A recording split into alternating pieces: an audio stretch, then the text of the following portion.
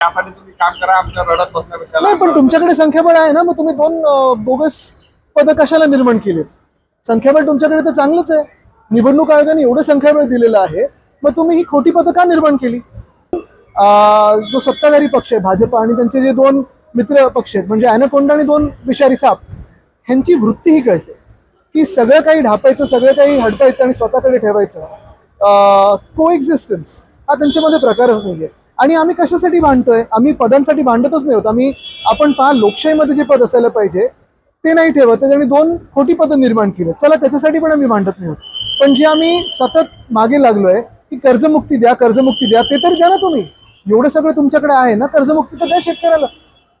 विरोधी पक्ष दिशेहीन झाला असं राज्याचे चांगलं असं त्यांना जर वाटत असेल तर आनंद. त्यांना आता उद्या परवाकडे एका आठवड्याचं अधिवेशनात दिसेल. साहेब कामकाजात सहभागी होतील का काही? 100% होणार आहे.